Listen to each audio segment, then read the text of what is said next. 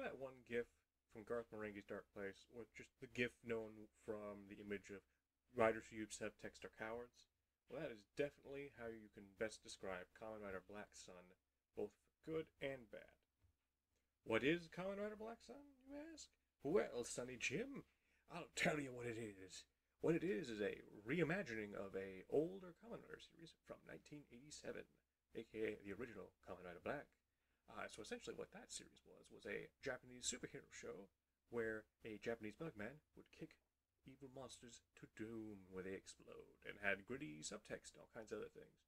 This new adaptation from 2020 is a reimagining that kind of takes a lot of the original elements and narrative parts from that old show and kind of reimagines them, gives them a more highly modern political subtext in the context of Japan at the current moment and during its current kind of regime and whatnot. And I think that is probably the best way to how to sell this show to people is it is a political drama more than it is a special effects showcase, as you will have more elements that are more in tune with the narrative and how these characters feel and what is going on and why all these things are driving them live than you will see more two dudes in really cool costumes beating the living shit out of each other. You'll still see all that, just not as much on the early half of the show. On the later half, you definitely do get a good bit more action scenes, and those dramatic elements do help to like undertone and give those moments of action and or fight scenes a lot more weight and a lot of action in the same way you would when you're watching like a 50 episode show where a character is fighting for his own thing. So essentially, the show is a drama more than it is a action show. But I think that also goes to its benefit, as it is a show that, in spite of it being a adaptation, reimagining, whatever the hell you want to call it, of a show from the 1980s, it is a show that can directly stand on its own. Much of the story being told is its own sort of thing. It's still, if you have seen the original material, like, we'll have callbacks, and then you're able to recognize a whole lot of things. Both to its benefit and detriment in some places. Mostly in minor, like, what is this kind of thing going on? Towards the middle, and some minor foibles where it uses its main MacGuffin in the narrative to push the plot forward. But largely, I feel it is a very fun watch. A lot of the drama and acting is done very well. The episodes give you a good want to watch, particularly with how it kind of evolves each character as they go. Because you start off essentially following a 14-year-old social activist who is trying to fight discrimination of the kaijin in Japan right now, where essentially this fictional minority group of people who can turn into like monsters kind of thing. So from the original show, they were like mutants, and now they're just a group of people who've been around and are discriminating against and trying to fight for their own lives and stuff. And so there's a lot of very upfront political imagery, like the protest, like literally the opening of the show is on a political protest where someone is shot and police going off and doing all kinds of things. And the main antagonist is a political figure. It is the Prime Minister of Japan for most of the show. So it definitely is mentioning all kinds of political things, both internally in Japan, where I believe I'm not the best versed with it, but from what I've done with like the barest bones minimum a bit of research, it is primarily talking about the Korean immigration and generally immigration movements in Japan versus the kind of anti-immigration sort of nationalistic stuff. I believe so. Again, this is a cursory glance of research and Googling of like, oh, okay, what is this? And seeing people talk about that being a direct theme and someone apparently directly being quoted in the series of using a thing when it comes to the anti-kaijin, anti-immigration people, metaphorical storytelling elements. And I think that is going to be a big proponent on either whether or not you will like this show. Because if you like just seeing cool special effects, you'll like this show. It's not going to be like the biggest thing, but each episode you get a cool bit where you see someone turn into a cool like monster costume and do some action scenes. You see a little bit of gore, a little little fighting thing. Thankfully, the gore is not like in the previous attempt that they did at a darker reimagining of the Kamen Rider series with Kamen Rider Amazons, where it was kind of excessive and, in all intents and purposes, funny as shit because it was like they're just shoving globs of goo on themselves, and it's more just kind of like that goofy sort of schlocky sort of thing. Here, it feels like they were attempting to kind of balance out both the gory, like, oh, this is a realistic, as any show about Japanese transforming grasshopper men, like, fighting each other and doing stuff and talking about politics can be, to still have a bit of fun and ground itself where it's not excessive. Amazon felt like it was the new edgy kid, like you're a 14-year-old and just read your first super edgy manga, or you've just heard about Berserk and thought it was the coolest thing and read those first couple of chapters before things kind of changed around. That's what Amazon kind of felt like. It got better towards the end, but that was one of the things I was afraid might have come up for Black Sun. But Black Sun is very much not that. It is more like someone trying to make a more mature show in the same vein of, like, say, I guess since it's the same sort of iconography of Shin Godzilla and presumably Shin Kamen Rider coming up soon. I don't think that's probably the best comparison, but it is definitely one of those, trying to more update the sort of narrative to in turn go to a message that hit homes for a lot of adults and or still some young people. Because it is directly trying to address and talk about those things in the show. And I will probably talk a bit more specifically in a spoiler section of that if you're wanting to know the really specifics of what elements I think worked with that and what elements did not. But functionally, I believe the show does well enough to where you can just follow through, check it all out, and go in. It's just whether or not the overt, upfront nature of, hey, here's this thing, we're going to be explicitly talking about it and explicitly having like a statement on what that thing is. And what that thing is, well, as I said, immigration, racism, and all that kind of stuff is directly being talked about in this show. Like, that is just the upfrontmost thing. So yeah, like, I highly recommend you check out the show, and if you would enjoy, like, both drama and also just seeing cool bugmen beat the living shit out of each other, that is generally going to be a plus for you on top of that. So yeah, I highly recommend that you check out this show. And now I will get on to the spoiler section. Section of spoilers. Spoiler section. Infographics spinning around if I figured out how to do that in the editing. Boom. Okay. So, spoiler stuff. I think largely what makes this show have a bit of trouble is, ironically enough, trying to congeal certain elements from the original show. As the main MacGuffin, the Kingstones in this case, that we get later on in the show goes, kind of don't really make the most sense when you have certain things, like, or when you have the knowledge of that, and that is, again, probably coming from me from saying the original show. But the main problem is, in the original show, those things were in the main character's belts that gave them superpowers and all that kind of crap.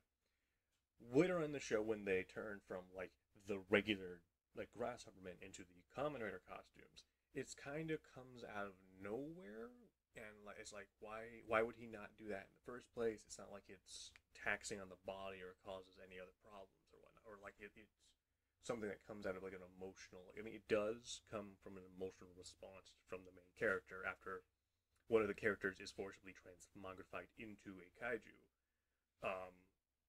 So, like, from there, we have this character, like, just turning into a Kamen Rider and doing all kinds of stuff and getting more power somehow. So it's that that kind of comes out of like a nowhere. It's not really like giving a specific thing where it's like, oh, we know why this happens and why it does this way. You can kind of probably surmise some stuff from the narrative, but like the how the MacGuffin is used, and then how it transmogs to like the connection to the main characters and all that such is a little um, weird to follow and just doesn't really like make the most sense. Even without probably the context of knowing what they originally used, it just is like, well, that happened. They get better once Nobuhiko Shadow Moon does his whole thing after like basically he gives up on humanity. It's like, all right, nope, Kaijin supremacy is we have to murder all of them after it has his like seeing someone get like lynched and hanged after being beaten to death kind of moment, which is dark as hell, but it works. Um, and so those are kind of mostly the main problems I think the show has, which is very much a more minor thing. The bigger one I think comes in towards the end, which is more its sort of bleak ending, which works. It works very well. It kind of has that same sort of feeling as the original manga and some of the older Showa era Kamen Rider series, where it has this sort of bitter ending where the main character walks a lonely road towards the sunrise. And it has that word like Io, Aoi, oh fuck, I cannot pronounce things. Aoi, this 14-year-old girl who we've been following throughout the series, and is basically just was taught by Kotaro all these things and took on his legacy because symbolism of the old character teaching the young to fight and do all these things and fight against the horrible nature of the world. It kind of has some references to a couple various things. It references George Floyd's death, and that might not sit well with some people. And generally, the kind of like it's going full hog on. Hey, we are directly talking about like racism, like not just in Japan but also in the world. Like it has characters who are like from an international standpoint in Japan chilling out and like, hey, I'm directly here because I am a black person who is trying to help other people who are being depressed as well. So like it's trying to tackle those messages, and then that little image at the end might not sit well with some people. I can see that definitely be thinking. Again, I'm a white person, so I don't know how well that will touch some people. Versus me being like, I respect it. I don't think it was the best thing, especially because you have it's a fly man, who's getting done up because it is a direct like cops taking a dude and just having the same situation happen. With him saying I can't breathe. So it really toes the line between taste, and I think that it will just depend on how well you take things, because it is a show that explicitly in its messaging says fuck the government, fuck the police, fuck politicians, they're all your enemy, and you have to literally fight them. Like its final image is Aoi basically having now taken on the role of literally a Kamen Rider, in the sense a political activist fight kind of person, training a bunch of young people to then continue to fight the government, and whatnot. So it really is like going full hog for its messaging, and it for a lot of reasons it works really well. Like there's a lot of talk about recognizing the horrors of the past, from World War II in Japan, because the kaijin are all directly linked to an experiment done by that. Again, you can take from like the original Kamen Rider, where a scientist did something and regretted it, or just your classic sort of science gone wrong sort of story thing. That story kind of had it going on, and then just kind of the connections to political figures and how they keep going. Like those figures have, even if they went down, the people who are directly responsible for those things are still in power somehow, and so it's going for a lot of like really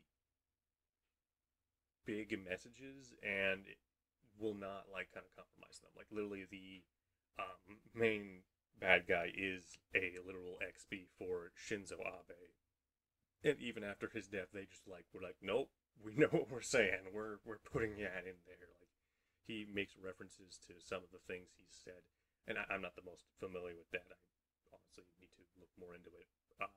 But I know he was a shitbag, so that's at least all I know. So a lot of it is very much going full hog into it, and I think that will really, well, that and whether or not you're wanting like cool action scenes. If you're wanting really cool action scenes, go watch Geats, which is the current most Kamen Rider series, which I think will just be more traditional. Like I want to see a cool superhero fight evil, and like just cool fun action scenes, and then if you want, it's kind of a more grounded political, like literally political little drama about like people and racism and all this kind of shit. Like come here, and then you get some fight scenes along with it. And they do definitely get really good. There's like I think the last 3 or last 2 episodes have some of the best fight scenes in the series. Like there's one where we get Bill, I think it's Bilgania or Bilgania, basically fighting after having his arm chopped off in a previous episode, like one-handedly sword fighting a bunch of cops and just slowly cutting them down, and it is super fucking cool and metal. And then the final battle between Shadow Moon and Black Sun is super cool and super dramatic, and like fun. In both that is like it's the big dramatic thing, but it's also the cool moment where you see 2 bugmen beating the living shit out of each other, and them talking about their ideals and like what they like think and are doing and why they're doing it. So you get that like the emotions and shit going on. So you have all that kind of going on that helps kind of bring forward the action and whatnot, and it's really cool. I can't understand it. It is cool when you get to those final couple action scenes. First couple episodes have like their underscoring are meant or just kind of very simple and fast, but have at least one cool element. Like the first episode has like an actual fight scene, and it's just kind of like a brutal and heavy metal. The second episode has a fight chase, which ends with someone getting bitten in half. Like it's like they run across an area, and then Nobuhiko comes in and just turns to the bottom man, and then just like bites this plant woman in half. And it's super cool, but it's not like a fight scene. And you get little spatterings of that between the shows. You get some stuff going on. I think largely that it is a very much a good fun series. I think there are minor detractions with some of the plotting elements from trying to adapt the original and keep that kind of going. But I think functionally it has a lot of cool imagery, has a lot of great character work that kind of compounds it, because you like all these characters. You like seeing Aoi kind of develop as a person as she comes to further kind of see what it means to fight for justice for other people, and then have the things in her life happen to her. She gets fucked. She gets all the people close to her get fucking wrecked. And thankfully it's not kind of like that traditional trope where it's very excessive. It feels like they're treating all the deaths in this show as actual proper tragedies. Like they're not like where it's like drowning in that sorrow that you kind of get with a lot of shows sometimes, where it feels like it's just you're shitting on the main character just to give her more and more shit. Here, it feels like you're given enough time between each thing where it like feels like this character is trying to live her life and is just having tragic things happen to her, one after the other. But she still comes out trying her best and trying to learn from each of these experiences and grow as a person, grow from the tragedy sort of thing. And I think that really makes you really like her as a character, because she's very proactive and wanting to try to make the world better. I think that's kind of why she sort of like gets a lot of it, which I think the filmmakers definitely succeed in creating a really likable main character, and a general likable cast. Like, you literally have all these characters, both who are the villains and the good guys, and you see where they got to each point. And there are people who are just shitty, like mooks, who just die off in one episode. And then you have, like, Bilgania, who he's just a villain at the first half, and then in his last couple episodes, you kind of have this sort of sorrowful understanding of the kind of person he developed into, where he kind of wanted to fight for his people, and then just kind of lost his way and gave up all of it just to survive and not be caged to some degree, but still end up all that as that in the end, and then sort of having this sort of almost redemptive act. I think it really depends on the person, because he did fucking kill Aoi's parents in front of her and forcibly changed her into Kaijin, so she's literally like, I'm still gonna fucking kill you and I don't forgive you. And then he saves her during when she's trying to reveal, like, the history and all the fucked up shit to the UN over a live stream. So you have a lot of interesting character dynamics that go on with, like, pretty much all the principal cast. I think that all works out. And it still comes off as very fun. It feels like one of those shows where if you really dig it, you will be like, oh man, that was super good. I gotta watch the next one, and next one, and next one. And you'll end up like me, who ended up watching it like till 5 in the morning, because I started watching it, I think, around 11. But yeah, I think it is a show that definitely, if you like Kamen Rider, you will like fairly easily, or will want to check out to some degree. It's just depending on the context of what you want to going into it. I think how I'm going to be recommending it to people going forward is going to be, it is a drama with cool action scenes and special effects, not a action kind of series with cool dramatic elements, which is how I normally would describe traditional Kamen Rider shows. It is an action show with cool dramatic elements, whereas this is a drama. It is a straight, explicit J drama that has cool stuff going on in it with its special effects. But yeah, so if you liked what I've spoken about, me rambling off all this stuff for the past, I think, 20 minutes, definitely go check out Kamen Rider Black Sun. You will have to, I don't know, it was weird. That's the only real particular thing that kind of sucks, is Amazon, during the second day it was out, hasn't really put it easily to find. You have to literally, I think, you can Google it and find it to stream on Amazon Prime. Or if you're trying to go through like a TV app, you have to then go like through an external search thing. Because we have Xfinity in my parents' home where I'm currently checking out, and I watched it there, and then watched it on my own Amazon Prime on my freaking PS4 or whatever. Where like I had to search it through the like search through all your apps and bullshit thing to find it, instead of being able to find it on the Amazon app for that TV. So, like, there are some weirdness with trying to search it, so, like, if you don't initially find it, try to search around and see if there's any bullshit, because that is one thing that is, like, annoying, is just trying to be able to find the show initially. But yeah, I hope you enjoyed me rambling off and talking about this cool action Bugman drama show about racism and shit. So yeah, I hope you enjoyed this. If you like this ramble, like the video thingamabob down below, or subscribe, do whatever the YouTube things are, and yeah, have a great one. I hope you have a great one. I hope you enjoy watching this show if you end up watching it, and if you do, do come back and write whatever you thought about me talking about it below in the thingamabobs. So yeah, all right, y'all have a good one, and peace.